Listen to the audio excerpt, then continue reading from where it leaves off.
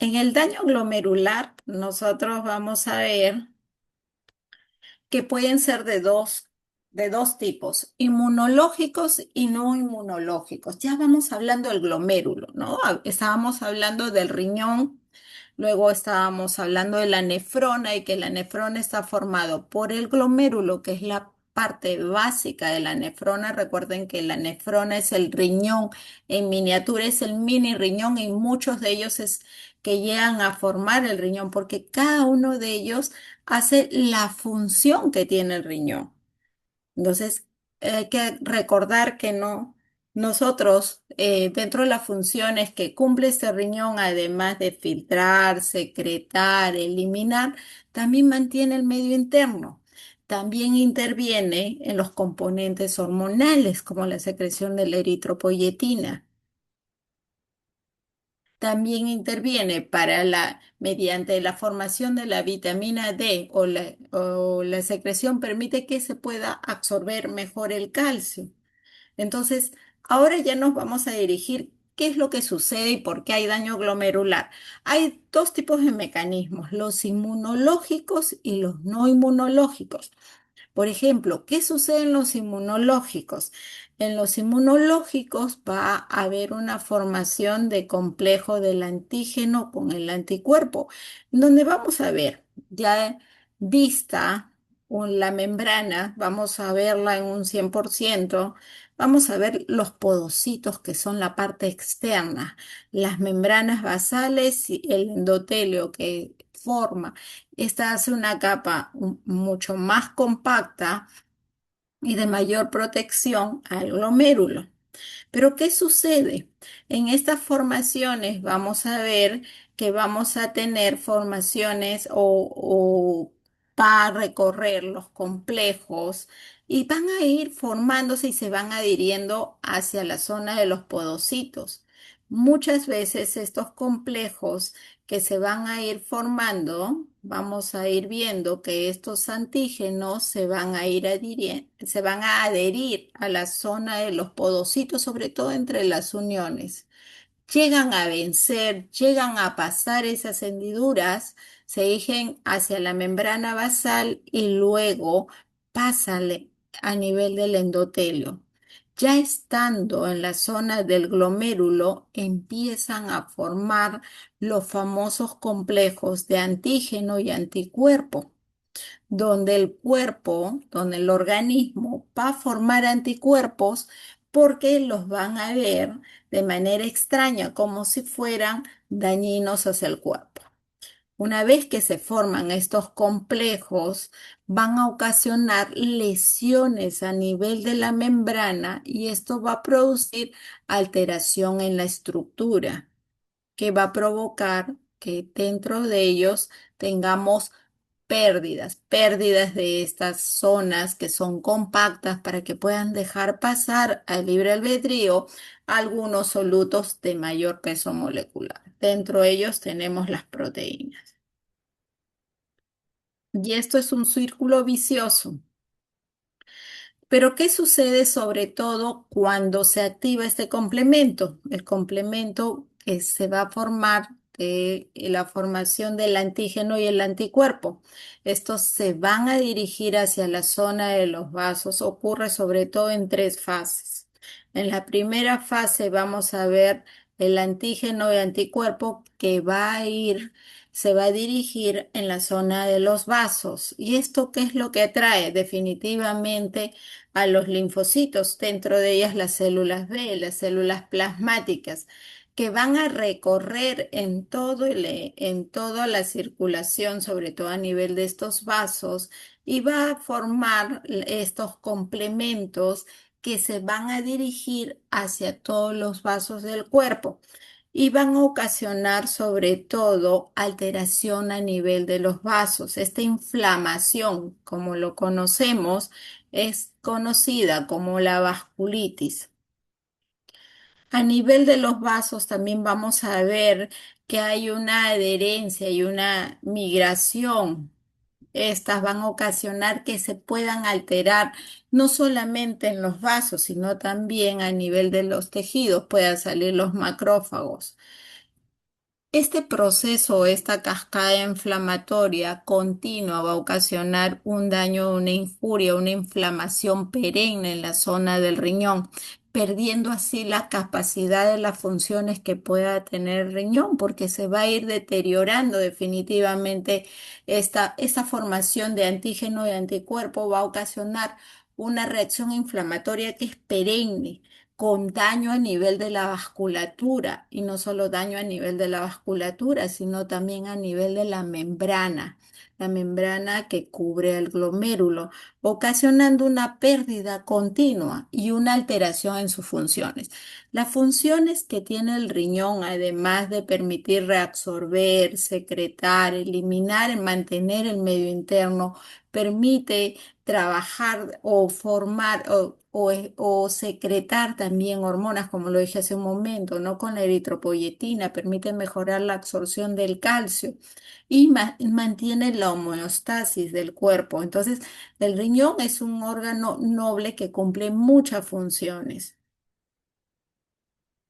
Tenemos también el daño glomerular. Este daño glomerular en pacientes no inmunológicos vamos a tener en algunas enfermedades, sobre todo sistémicas, como la hipertensión, la diabetes, en los pacientes que pueden tener hepatopatías crónicas, como los cirróticos, radiomiólisis, cuando tenemos un daño debido a un daño muscular, por ejemplo, por un exceso de ejercicios donde hay daño renal debido a una deshidratación severa o pacientes con obesidad. En ellos vamos a ver sobre todo daño a nivel de las zonas de los vasos, ¿no? Tanto de la arteriola aferente como de la arteriola deferente, donde vamos a ver un daño continuo.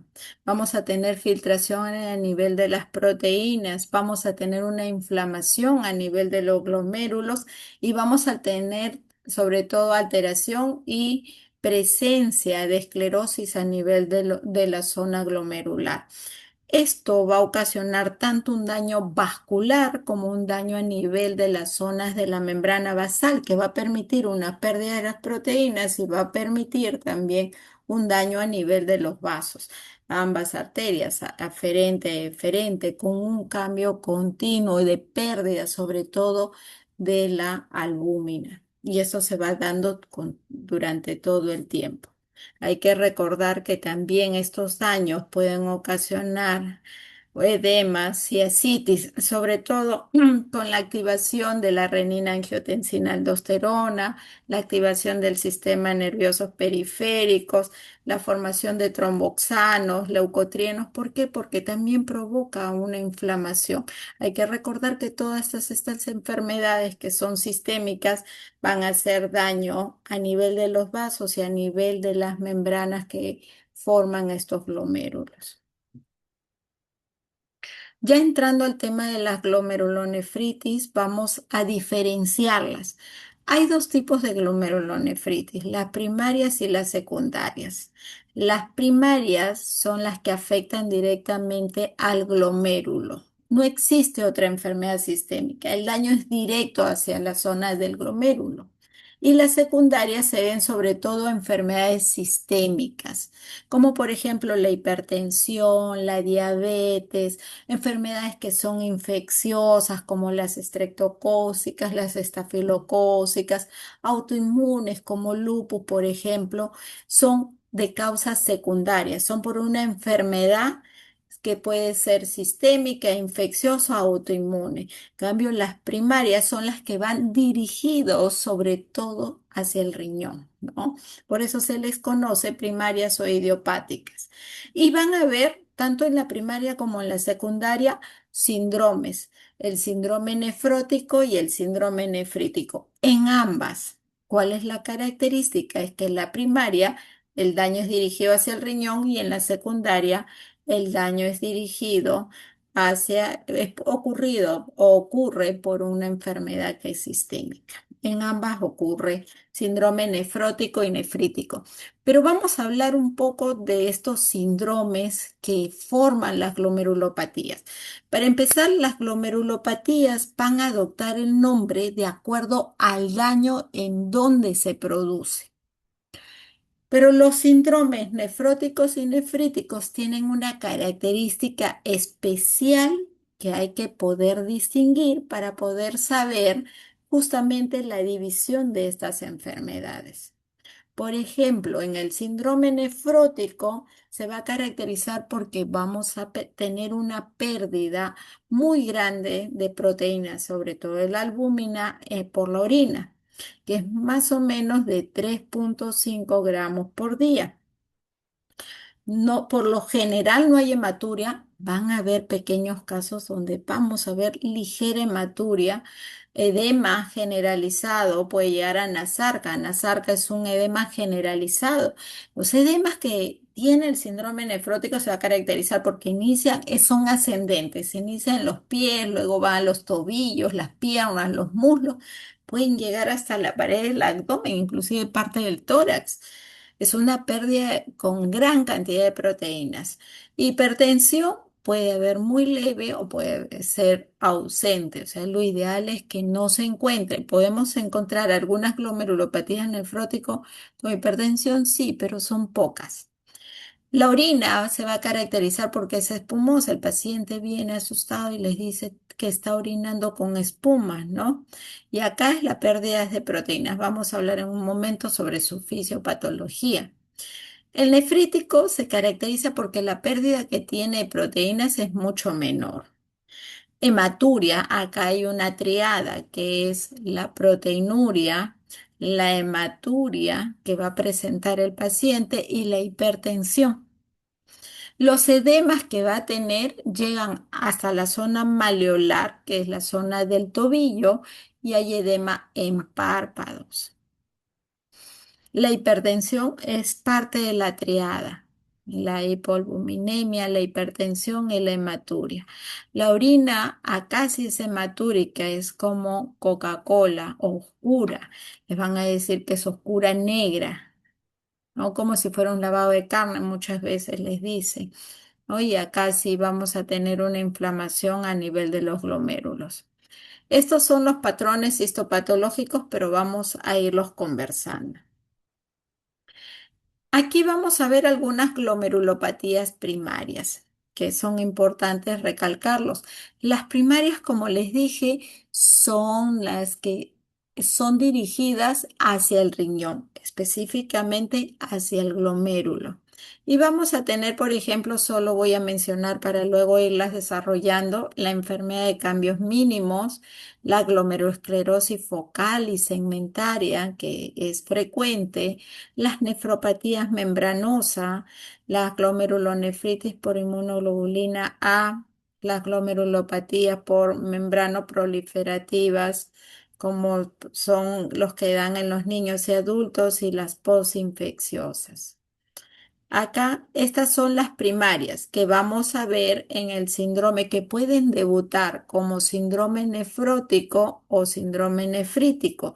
Estas son glomerulopatías primarias. ¿Por qué? Porque afectan a la zona del glomérulo directamente.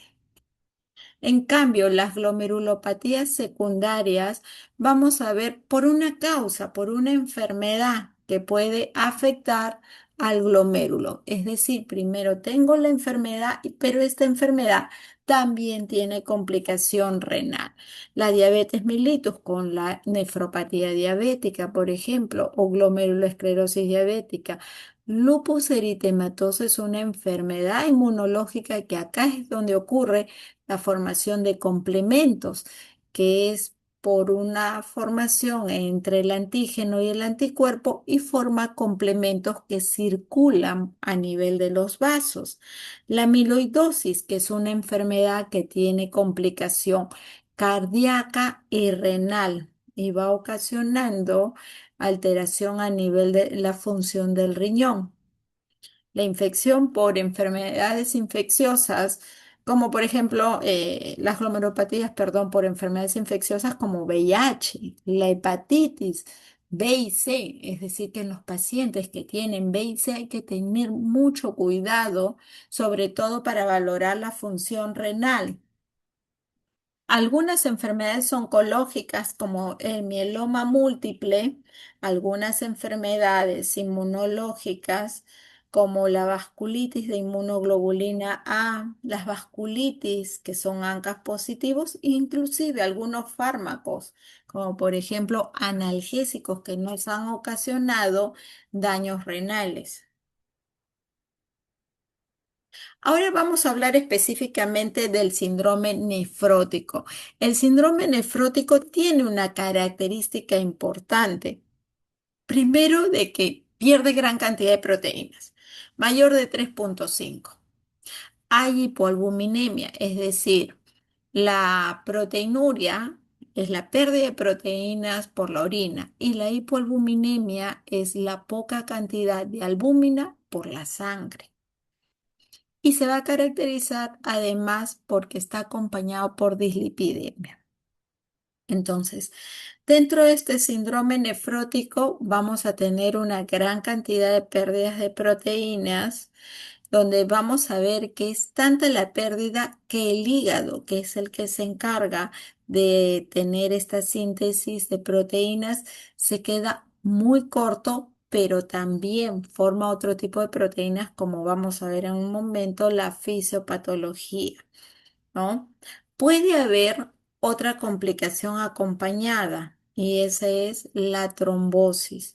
La trombosis que sobre todo a nivel de miembros inferiores o abdominal que puede presentar el paciente, ¿no? ¿Por qué? Porque vamos a tener alteración en algunas proteínas como la antitrombina, la proteína C y la proteína S, ¿sí? Aquí vamos a hablar de la fisiopatología del síndrome nefrótico. Hemos hablado, vamos a ver por qué ocurre el síndrome nefrótico. El síndrome nefrótico, las características que tiene es una proteinuria más de 3,5, hipoalbuminemia, que es la albúmina circulante en sangre muy baja, un edema, una lipiduria, ¿ya? Que acá vamos a ver la hiperlipidemia y un sedimento urinario inactivo. Pero vamos a ir conversando. ¿Qué sucede en un síndrome nefrótico? Este es un glomérulo. Vemos los podocitos, vemos la membrana basal y vemos la zona del endotelio. Ya hemos dicho que puede ser por causas primarias o por causas secundarias. Hablemos del síndrome nefrótico como tal, ¿sí? Síndrome nefrótico, características, proteinuria, hipoalbuminemia, hiperlipidemia. Es una triada característica que tiene el síndrome nefrótico. Pero ¿por qué ocurre este síndrome nefrótico?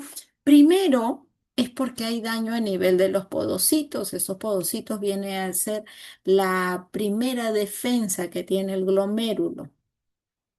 ¿Qué ocurre? Como les decía, en un cuarto compacto que no tenga ventanas o que tenga las ventanas cerradas, va a ocurrir de que un daño continuo va a permitir que la barrera se debilite y empiece a permeabilizar la barrera, es decir, como a crear ventanas, a crear ventanas donde puedas haber entradas y salidas de solutos con gran peso molecular.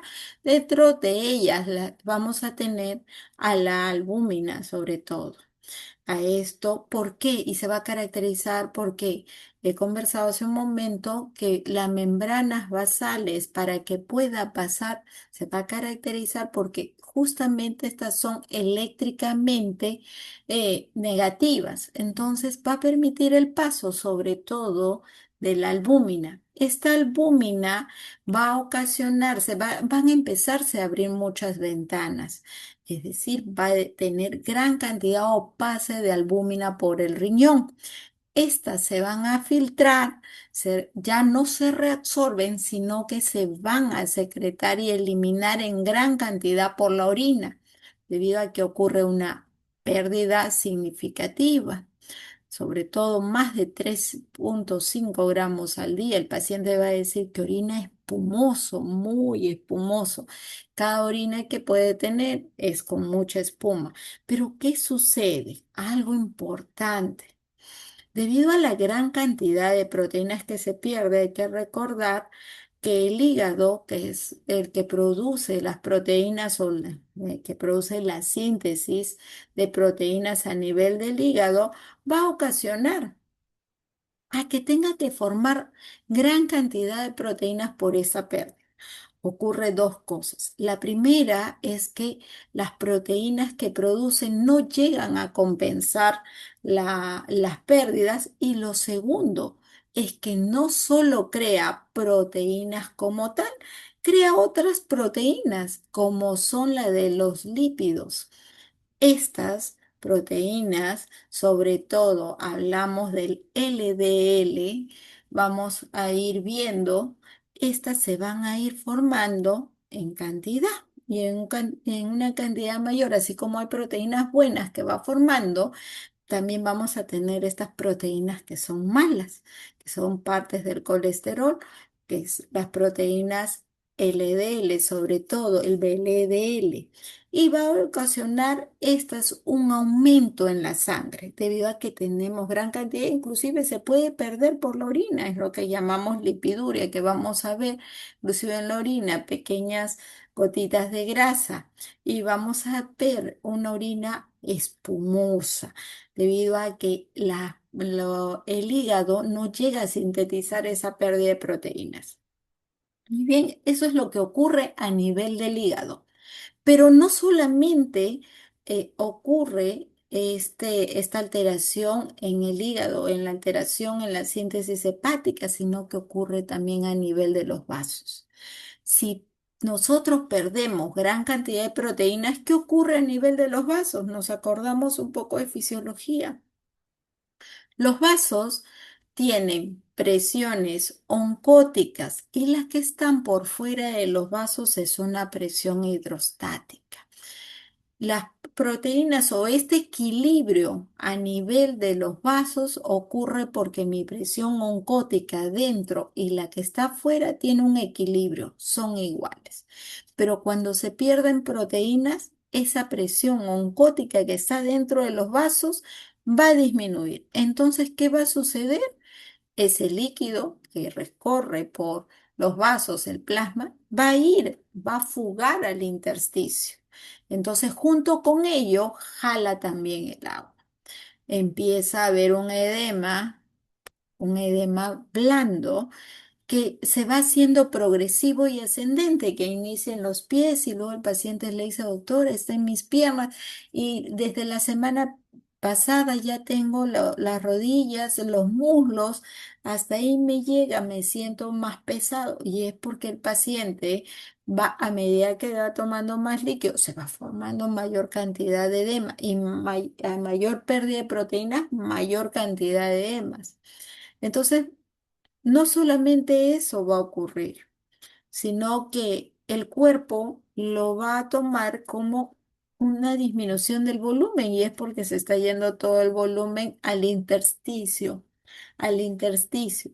Entonces, eso va a ocasionar a que se pueda activar el sistema renina, angiotensina, aldosterona, y forme el paciente hipertensión arterial, y el paciente deje de orinar. Esto puede ocasionar a que no solo el paciente tenga edema, sino también pueda generar líquido en otras partes del cuerpo, como el abdomen, así, derrame pleural.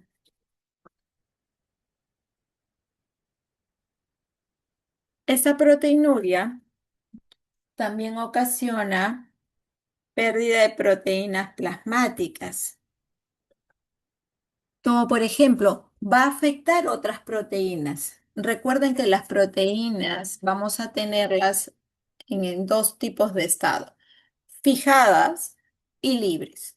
Cuando tenemos las proteínas, van a afectar otros órganos, como por ejemplo en la tiroides, vamos a tener disminución en la proteína transportadora de la tiroglobulina, y el paciente se va a sentir como que más cansado, con astenia, fatigado, como si hubiera realizado múltiples actividades. Vamos a tener algunas veces clínicas del hipotiroidismo. Va a tener un estado protrombótico porque otra proteína importante es la titrombina. Esas permiten mejorar los factores de coagulación o permiten mejorar la coagulación en las personas. Entonces, el paciente vamos a verlo como que va a tener mayor formación de coágulos, ¿no?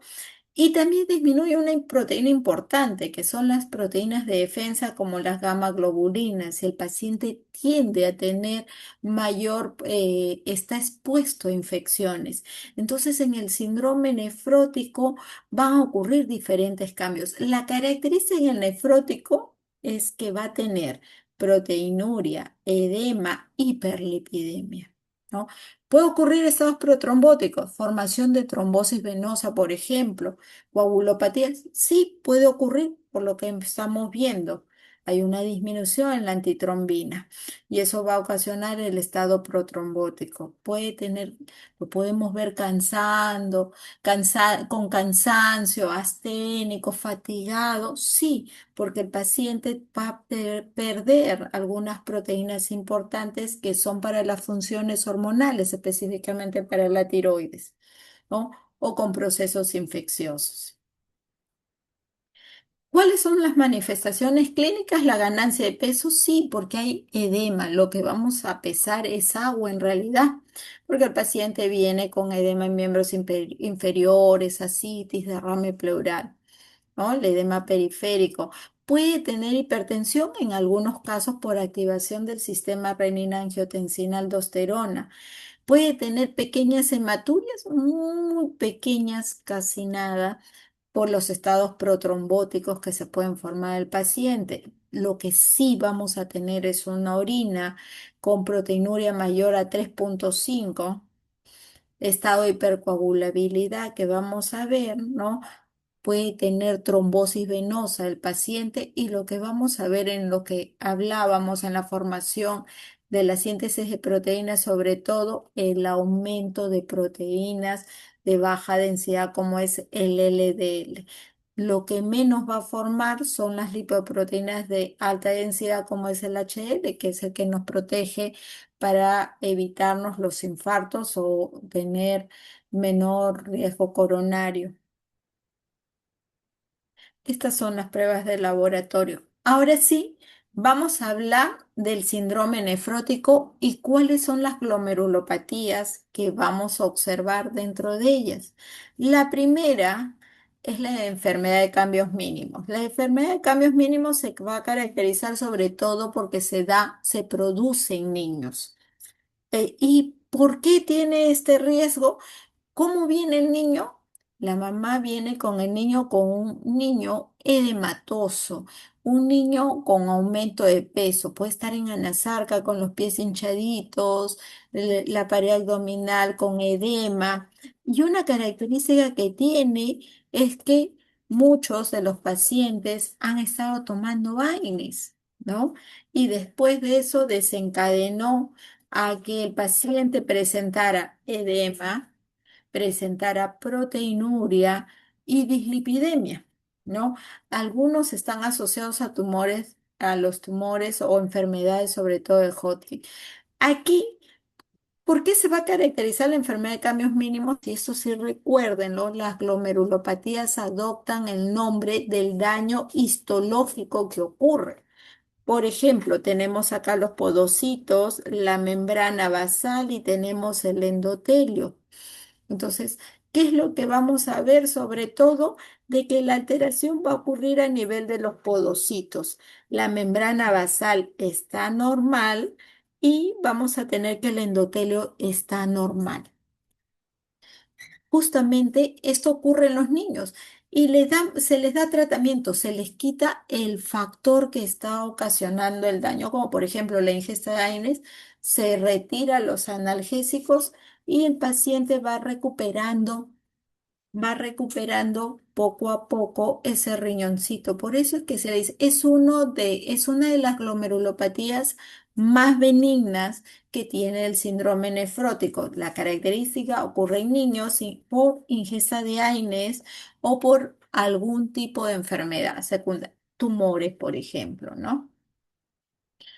Otra glomerulopatía importante es la glomerulosclerosis focal y segmentaria. ¿Por qué es importante? Recuerda, las glomerulopatías adoptan el nombre del daño histopatológico a nivel del glomérulo. ¿Dónde ocurre lesión? La lesión es en los podocitos principalmente.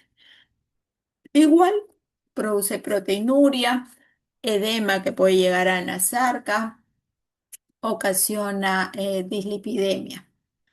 Y estos pueden ser por causas primarias o por causas secundarias. Por ejemplo, dentro de ellas vamos a ver en las lesiones qué es lo que vamos a observar microscópicamente y por qué se le dice glomerulosclerosis focal y segmentaria, porque primero hay una formación de una sustancia esclerosa, que estas se van a ir formando haciendo pequeños focos y luego cuando esos focos se juntan, llegan a formar segmentos.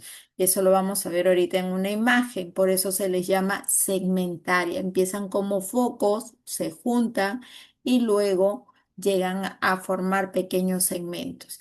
¿Cuáles son las causas? Por ejemplo, algunas infecciones virales, HIV, citomegalovirus, parvovirus, algunas drogas, como por ejemplo el litio, algunas terapias dirigidas oncológicas, algunas causas como por ejemplo directamente dirigidas al órgano como displasia renal, algunas que son ocasionadas por obesidad, algunas condiciones sistémicas, hipertensión, nefroesclerosis que pueden ocasionar en el paciente, que pueden ocasionar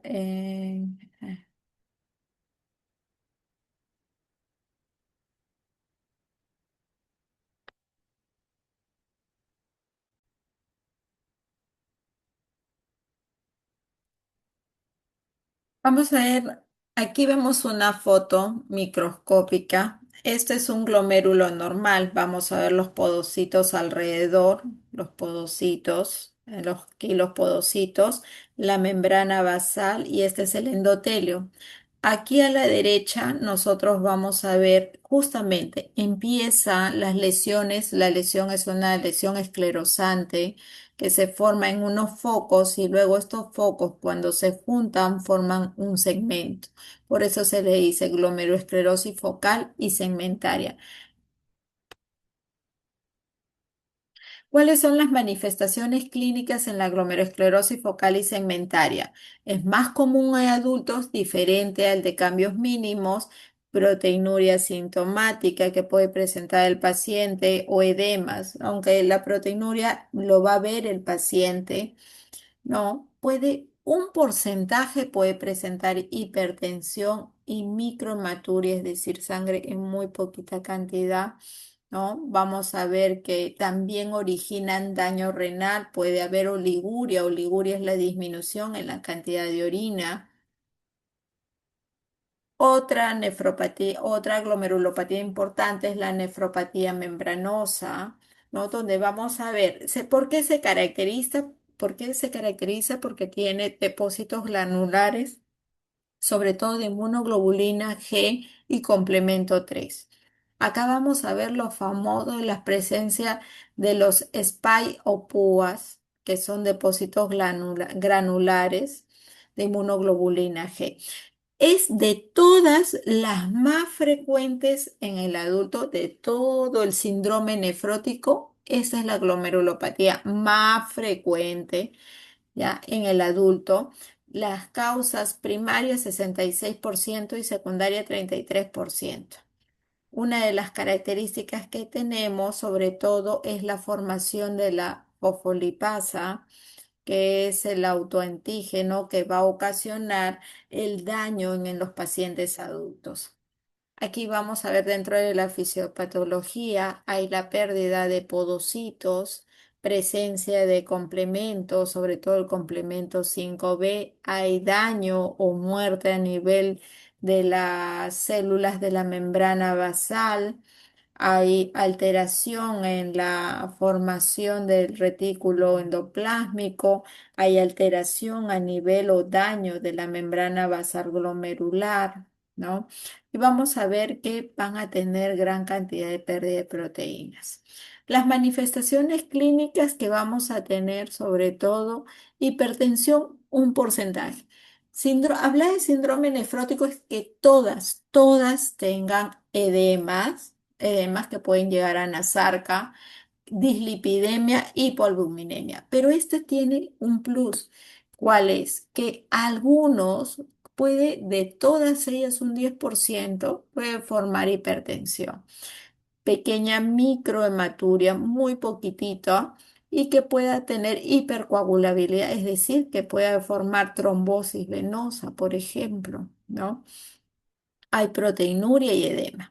Una característica que va a tener es sobre todo que tenga engrosamiento a nivel de las zonas de las membranas basales. Estos engrosamientos son densos, son irregulares y van a afectar a los podocitos, ¿no?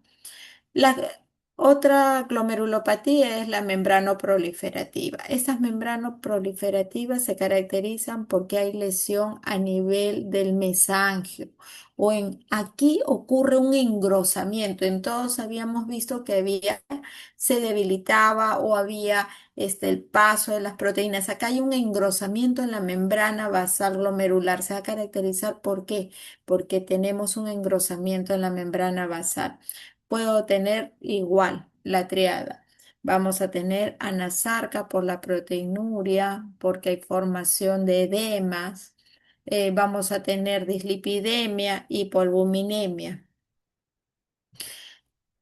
De todas ellas pueden mejorar un 30%, pero pueden empeorar. Esta es una de las glomerulopatías que puede ocasionar bastante daño. ¿Por qué? Porque puede progresar en 8 años, un 25% progresa a una enfermedad renal crónica. Muchos de ellos se llegan a dializar y en 15 años esta glomerulopatía puede ocasionar el daño en un 50% de pacientes. Entonces vamos a valorar estas glomerulonefritis membranoproliferativas. Pueden ser primarias debido a que se forman depósitos densos o pueden ser secundarias en las infecciones crónicas, enfermedades autoinmunes o gamapatías monoclonales, por ejemplo. ¿Qué es lo que ocurre? Sobre todo formación de estas glomerulopatías membranoproliferativas, va a ocurrir sobre todo formación de inmunoglobulinas que pueden estar negativos para complementos, como por ejemplo gamapatías monoclonales, enfermedades autoinmunes, infecciosos o de causa desconocidas, o las que tengan mayor cantidad de complementos, como por ejemplo glomerulopatías por complemento 3 y 4, o que sean negativos a inmunoglobulinas y negativos a complementos, como por ejemplo algunas enfermedades inmunológicas como síndrome antifosfolipídico, anemia de células falciformes, policitemias, que son enfermedades sistémicas. Aquí vamos a tener, por ejemplo, que se va a caracterizar porque hay depósitos densos. ¿A nivel de dónde? A nivel de la membrana. Aquí, como lo señala, son depósitos densos que van a afectar o alterar la membrana. Síndrome nefrítico, ya para ir acabando, vamos a tener las glomerulonefritis agudas y vamos a conversar sobre todo el síndrome nefrítico, las edades que más se van produciendo de acuerdo a la edad. Y vamos a ver en las glomerulonefritis agudas sobre todo las de causas infecciosas. Las de causas infecciosas que son producidos por dos tipos de bacterias, el Streptococcus viridans y el estafilococo aureus, ¿no? También vamos a ver por formación de inmunocomplejos, como lo hemos visto hace un momento. Y vamos a ver nefropatías por inmunoglobulina A, que estas son las que pertenecen al síndrome nefrítico. Por edades, a la cabeza menos de 15 años, posinfecciosa. Acá nos acordamos mucho de los dolores de garganta, Streptococcus viridans, las nefropatías por inmunoglobulina A, las membranas basales, la púrpura de Schönlein-Steinach Y entre los 15 a 65 años lidera la nefropatía de inmunoglobulina A. Y mayores de 65 años, las causas son por alteración a nivel de los vasos, que son las vasculitis, que son enfermedades autoinmunes. ¿Cuáles las manifestaciones clínicas? Igual, la triada. Ahí tenemos pérdida de proteínas menos de 3,5, hipertensión y hematuria, ¿sí? Hipertensión, hematuria y vamos a tener proteinuria, pero menos de 3,5. Algunos pacientes que vamos a tener en estos casos van a tener, por ejemplo, las causas que las cuales puede producir es la formación de antígeno anticuerpo, se forman los complementos, hay alteración a nivel de la membrana basal glomerular, hay adelgazamiento en la membrana basal glomerular, formación de esclerosis, ocurre hematuria, proteinuria y alteración de la tasa de filtración glomerular. Acá sobre todo para poder conversar que las causas por nefropatía por inmunoglobulina y sobre todo por inmunoglobulina A es más frecuente en pacientes que viven en Europa y Asia, afectan más a los hombres que a las mujeres, sobre todo entre los 20 a 30 años.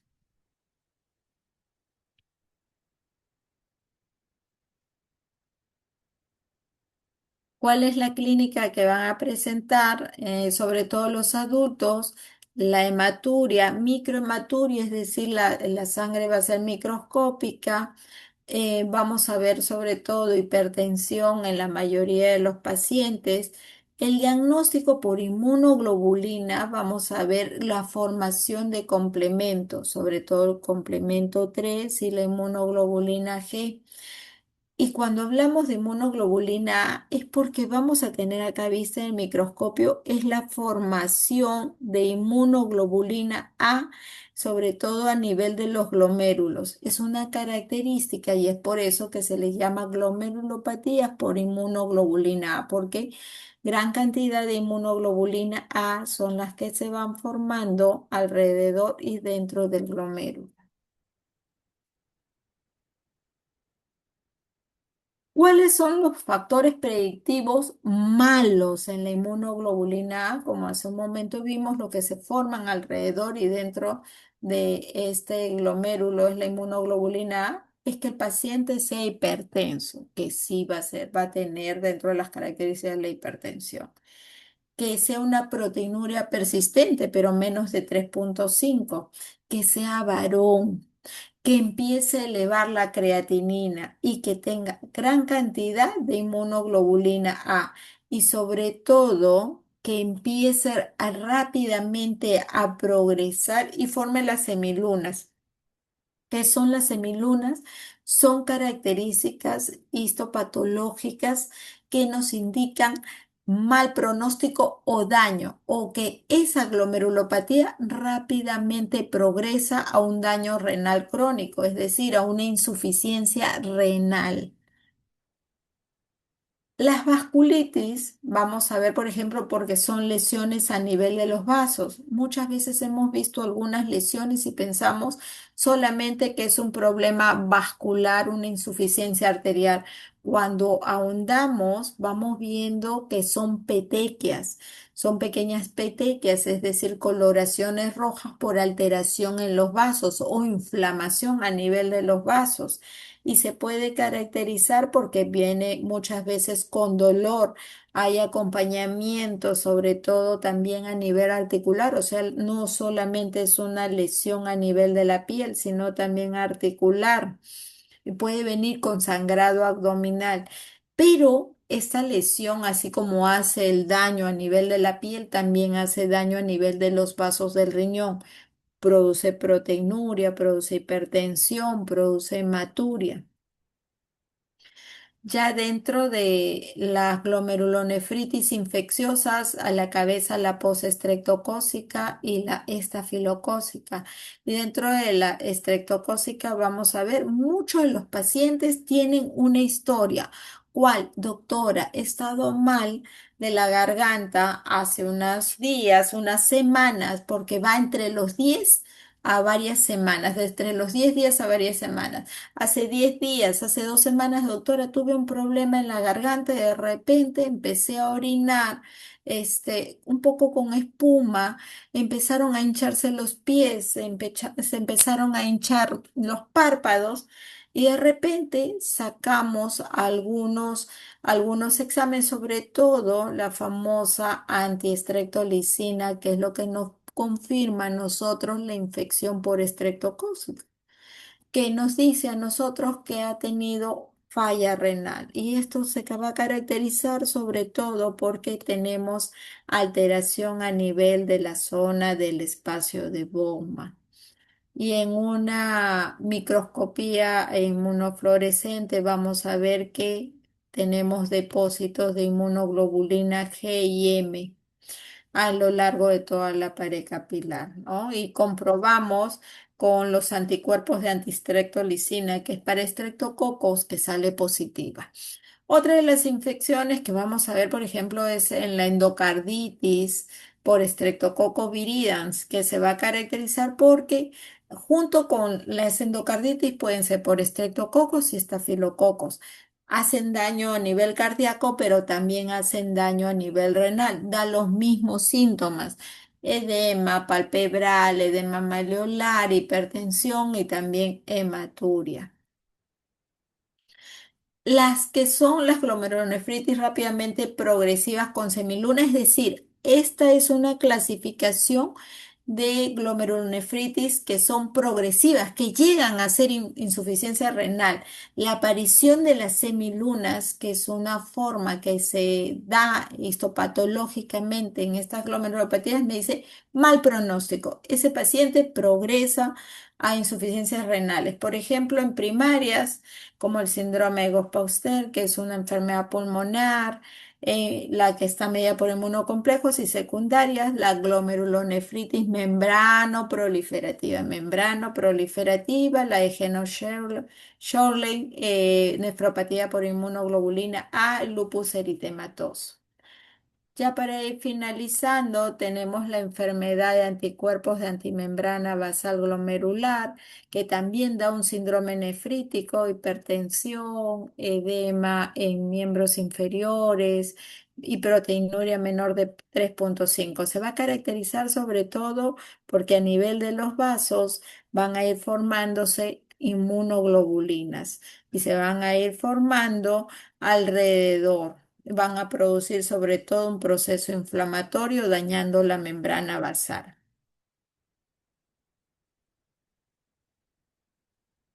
Las glomerulonefritis rápidamente progresivas por inmunocomplejos vamos a tener como las nefropatías por inmunoglobulina A, la púrpura de Henoch-Schönlein y las glomerulonefritis membranos proliferativas. Esas son lesiones sobre todo primarias y secundarias, las vasculitis, las glomerulonefritis postinfecciosas y el lupus. Estas que son asociadas a vasculitis, sobre todo se van a caracterizar porque son autoinmunes. Vamos a tener las famosas, y estas son producidas por daño a los vasos, que son polivasculitis porque son muchos vasos que vamos a tener, sobre todo en algunos pacientes que van a tener daño renal. Listo, chicos, muchas gracias.